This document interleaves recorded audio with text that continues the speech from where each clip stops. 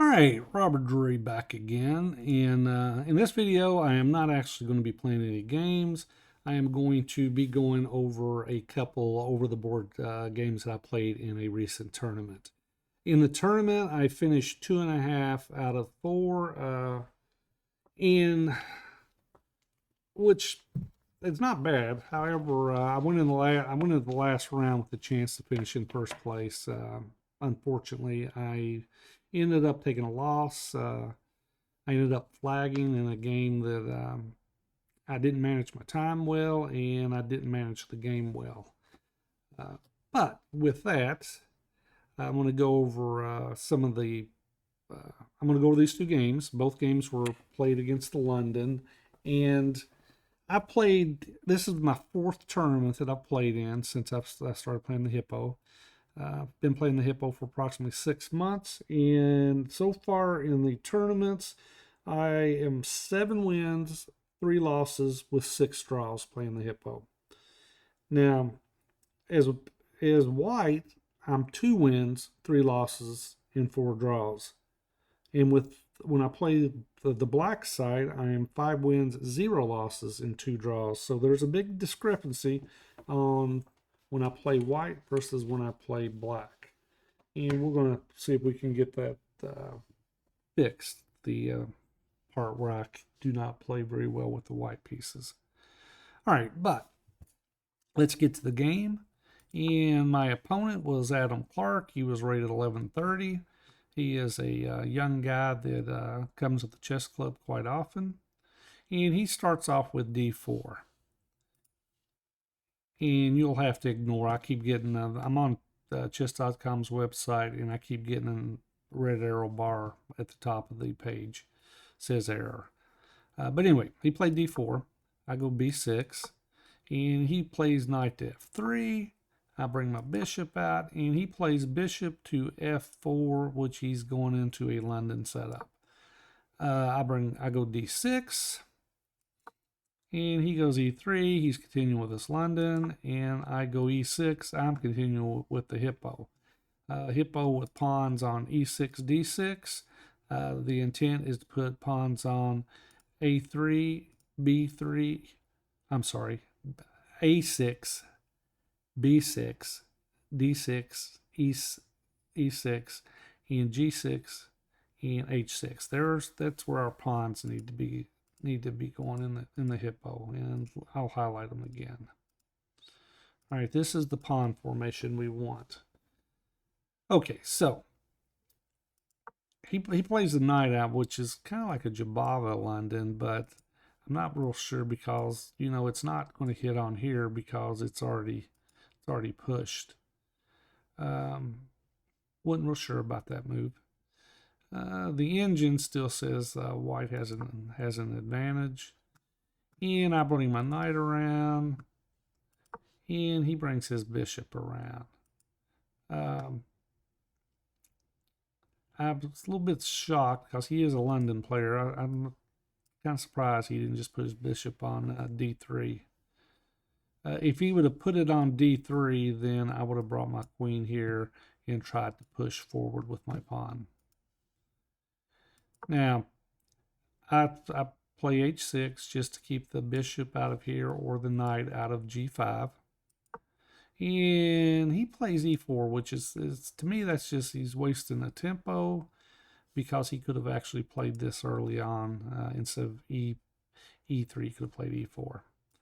All right, so I bring my knight in, and now he's targeting my a6 square, and I don't want to have to trade this bishop out, so I push a6, and he castles long.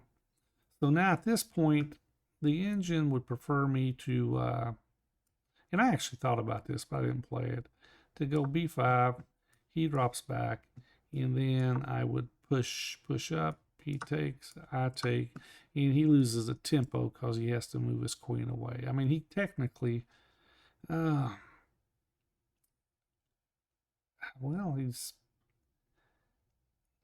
if he moves his queen away, then I'm going to just push. All right, so that's actually incorrect. he's see how will the engine have him get out of this? Let's see, the engine's got him just going to the engine's top choice is queen to e3. But boom.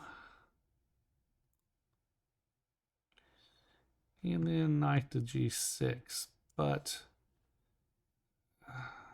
can't I just play this? Engine says no, you can't play it. If the knight comes in, no, that's incorrect. All right, knight to e5. This knight coming in, and I'm sorry, I've got a knight to e5. Keep forgetting where I'm at. I see, because then you got an issue here. So basically, I couldn't push, which is probably a good thing I didn't go down that line, because I don't know if I would have seen all that. All right. So he drops back. Wait a second. Let me get back to where we were at. All right. So instead of pushing, I go g6. I just continue with my hippo. And he pushes forward. And I bring my bishop up. And he pushes the other pawn. And at this point, this is when I go b5, because I see that if I go b5, then I push here, I can also attack these two pawns over here when I bring my knight, and they won't have this knight to defend them. So he drops back, and I push my pawn. He drops his knight back, and now the engine likes a5 and just kind of continuing with your development, but I saw that I can win one of these two pawns. At least that was my thought process. And you got this, and I took a long time on this particular move because I was afraid of this this bishop move, and I knew I was going to have to move my king. I just didn't know how safe it would be, and I took some time thinking about that. All right, and he gives me the check. I move away, and he pushes, which was not a. I mean, he was going to lose a pawn, so I mean, he pushes. I take the pawn, and it's my bishop has got to protect it. So now I'm targeting the f2 pawn, which will also hit both rooks.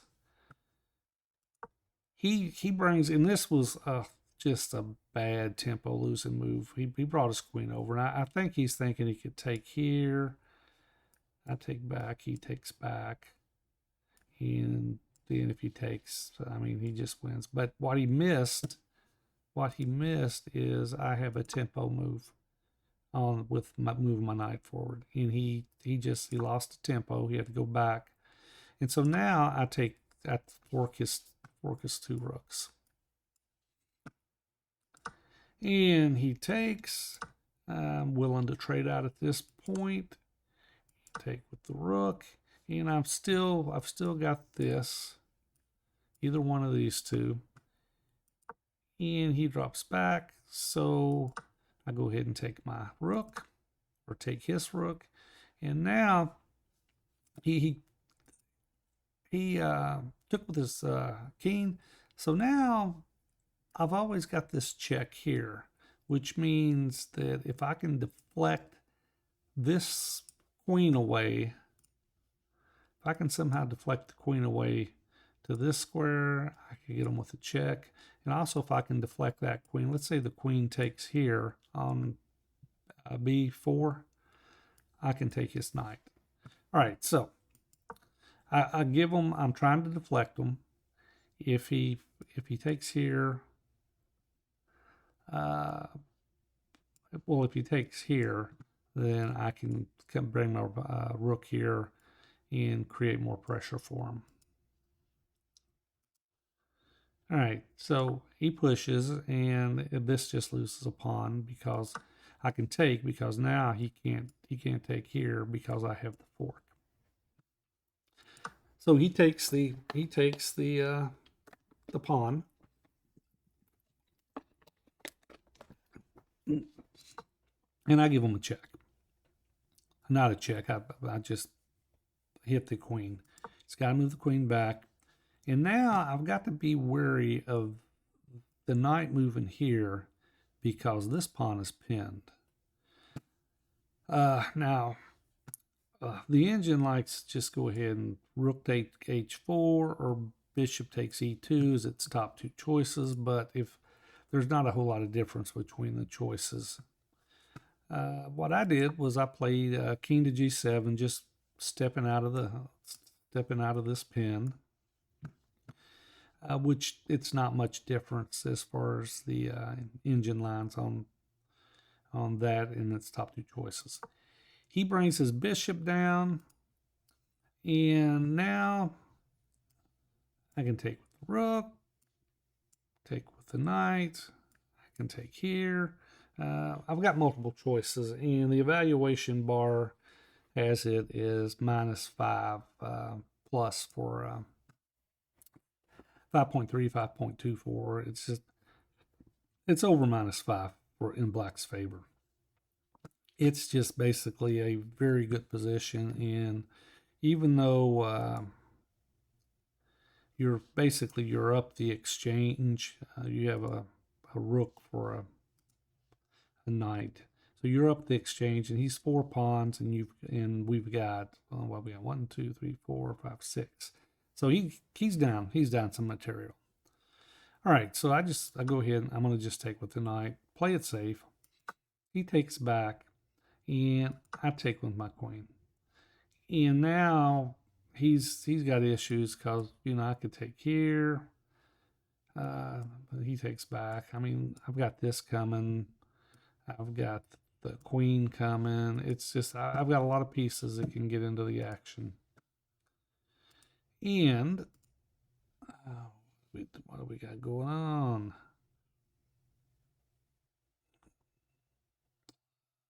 I got to go back. I did not take with the rook. In the game, I actually took with the queen.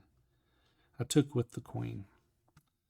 The rook take was where I'd messed up my previous analysis. All right, so I'm hitting this, and I'm also threatening this pawn, and he's got some issues. He brings his queen over. Oh, no, I'm sorry. He didn't bring his queen. He pushes his pawn up. It's just a tempo waste because I'm trading out pieces anyway. He takes. I give him a check. He comes back for to defend. And I bring my rook or my queen down, give him another check. He has to go to c2. And I bring my rook over. He takes out. And at this point, the game went on a few more moves, and he eventually resigned. We were under 5 minutes, so we quit keeping score as far as on the score sheet. But at this point, he's just down way too much material, and he ended up eventually resigning. But with that was round 1.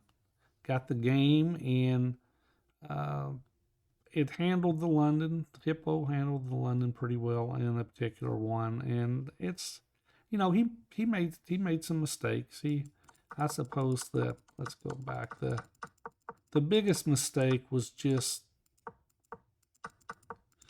all right. Let's go back. All right, the biggest mistake was just the queen move, and that just lost the tempo. However, if he hadn't made that move, let's say he plays g takes and bishop, rook, and black is still winning. Black still has this. Boom, and he can't really defend that unless, well, I suppose he could bring his rook. He just bring his rook over. But anyway, he's still down material at that point. But with that, that was round one. Played against the London.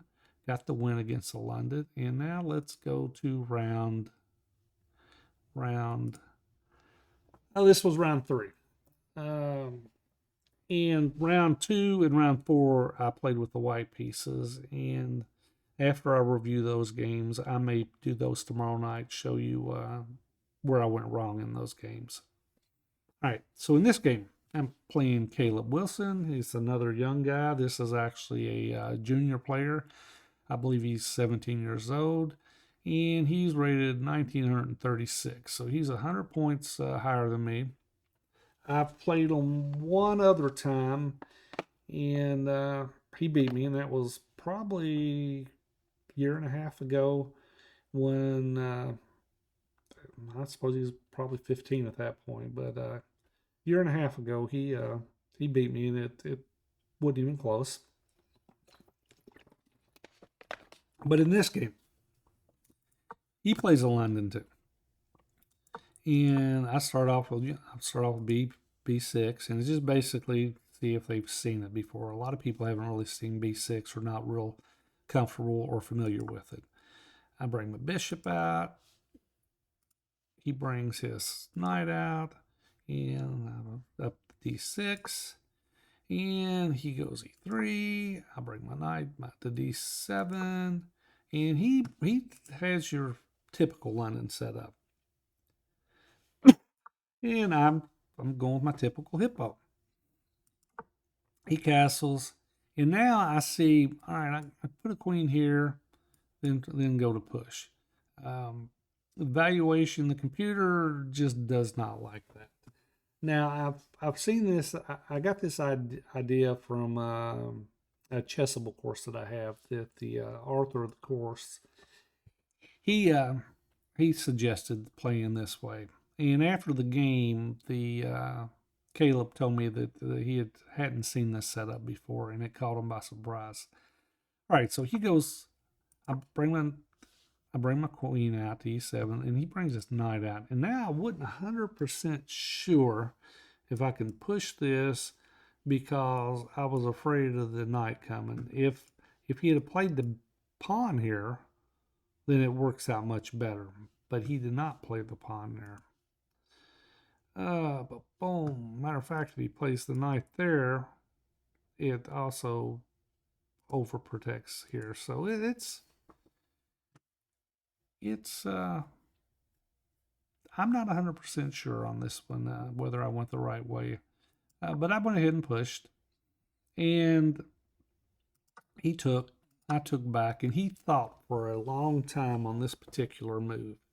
And I'm thinking, you know what? He can drop back. I'm thinking he can also come in here after he drops back. And now, let's say he drops back. And now if I push, if he comes in here, I was really worried about what to do at this point. I thought maybe I just come over here, and if he takes, I can come up this route. But then he just comes in here. So I mean, I'm thinking, this might end up being bad for me if he plays, if he drops that bishop back and I push forward. However, and he couldn't find, and he thought for a long time, but he couldn't find the correct response. I think he had already resigned to the fact that he's going to lose a piece. And he didn't go for the counterplay right away. And he brought his rook over because I know he's thinking, all right, take here, I take back, he takes back, and I'm in trouble. However, by bringing the rook over, he gave me a tempo. And that tempo was what I needed to castle. So now my problems are pretty much solved. And he brings his knight down. he's gonna hit here, and I just ignore it. It's like, if he wants a pawn, fine, I'm taking the bishop. And he took with the pawn, and now I came out the queen to f6 because I did not want to lose my queen. And he's got, the engine likes bishop d4, queen d2. I'm sorry, queen d2. The bishop likes those particular moves, and it's also got knight takes a7, which is what he played. He just went ahead and took the pawn. I brought my king over, and he retreated. And at this point, I played knight to c5, and I'm thinking I'm going to start working on getting pieces off the board. Okay, so, and I'm sitting there thinking, all right, I'm going to get these pieces off the board. Everything's going to be all fine and dandy. And he hit me with a surprise move. I'm thinking, oh my God, what's going on here? I can win this queen. He was thinking that I take the queen and he could play his rook here, and I would have to block. And that was what he was thinking. Now, what he missed was that once this rook came, all right, let's say I take, what he missed was once he brings this rook here, I can just bring my rook right back and block. That's what he missed in this particular line. And he saw it after he played it. So I take the queen, he takes back, and now I'm like, all right, what do I do? Oh, that's right. I was going to take the bishop. So I took the bishop. He gives me a check, and here he gets a lot of active play. I drop my bishop back to protect it. However, the engine also likes queen dropping back, and I'll go through it. Queen drops back, and now, I mean, you can do this, and you got this, but that just gets it back to being even. Now let's go back. Queen drops back, and it likes knight to f6. And now if he takes, you're taken back, and he's got to vacate. He's got to, well, he can come here. Which, let's say if he comes here, what are we gonna do? Let's see, we can bring the, and he's got to vacate the premises, and I'm basically just up a piece. All right, but let's go back. I block instead because I'm like, I'm up a queen. Now the problem is this rook is hemmed in for a long time, and he took the bishop back. So now let's see, I got 1, 2, 3 minors. Now let's see. He's got a rook for my bishop, but I'm up a whole queen. And I bring my knight back. I'm going to hit here. And he hits me with, he's hitting my queen first. And now, literally, I could take here. Knight could take here and just give up the queen. I actually thought about that. Yeah, but I brought my queen over here, and I'm thinking, all right, I'm going to hit him. He's going to have to move. And that's what I did. And it's my move. And I move my king out. And, oh, let's see. Let's go back. What would happen if I immediately came right here? Let's see. What would happen? Oh, that's right. I can't immediately come here because I saw in the game that he's got the check. That's why I had moved my king up here. To prevent him from forking my queen. Now later on, the queen gets forked because I forgot all about that. All right, so he brings his rook over, and he's planning on coming in here and this winning this piece. So what I gotta keep that rook out of e8. So I bring my knight over. Now the knight's keeping this square under control, and this knight is keeping the e7 square under control. All right, and he brings his, he's going to dislodge me, and he just missed the fact that I can just take it. And I take it, and he protects his pawn. And here is where I thought for a while, how do I want to follow up? Because I know the rook is coming. I know that rook's coming. So how am I going to follow up? I actually thought about going over here. And then if the rook comes in, I can, come in here. I'm just trying to figure out what am I going to do with this rook.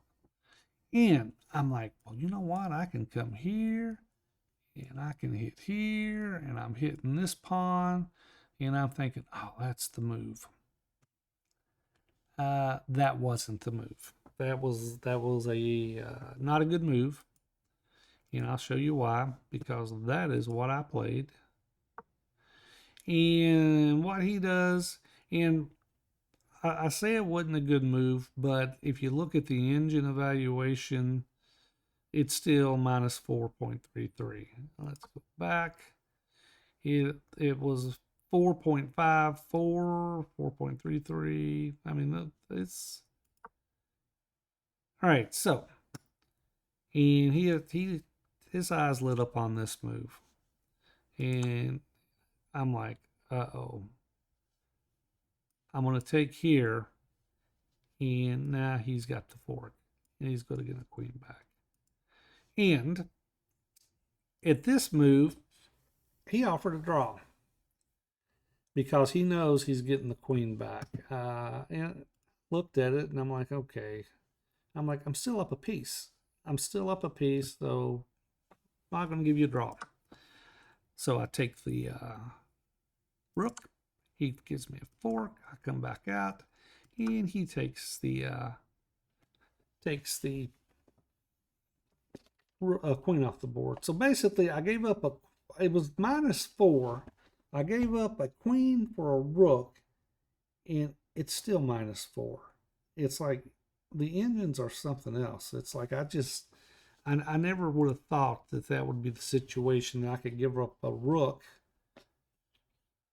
or I can give up a queen for a rook, and I still basically lose very little on the evaluation.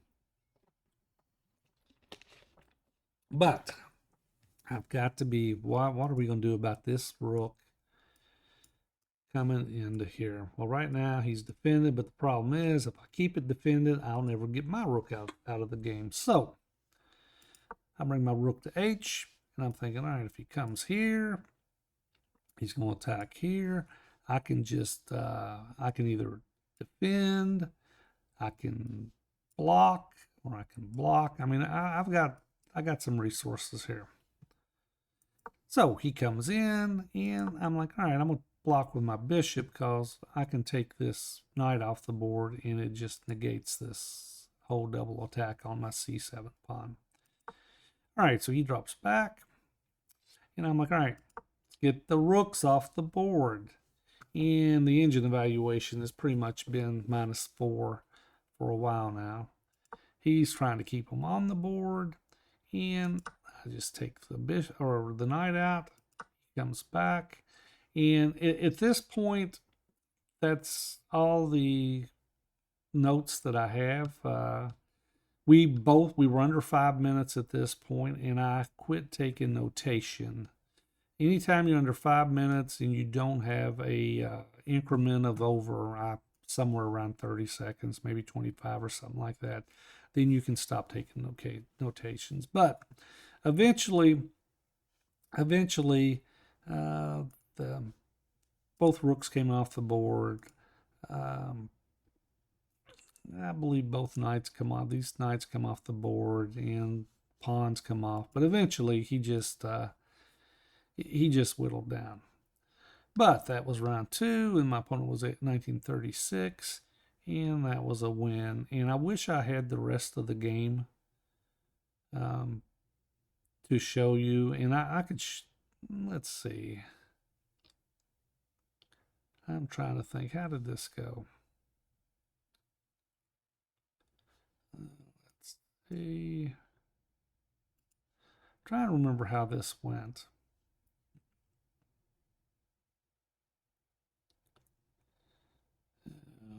Okay, I know I came in here, and he came there to defend, and he, I think he pushed here.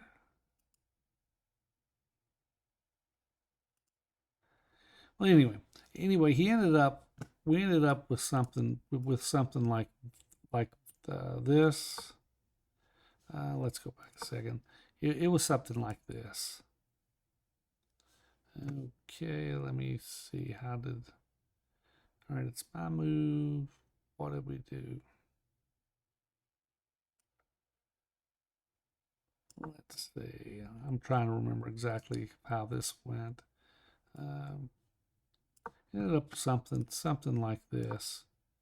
And that wasn't quite it. The knight wasn't here. But anyway, ended up, the rooks came off the board, and it ended up being 2 knights versus a knight, and then eventually we traded out some pieces. But he resigned when he was down to not being able to stop one of my pawns from queening. But with that, I will get off here, and I will see you on the next video, and hopefully we can get those other 2 games recorded. All right.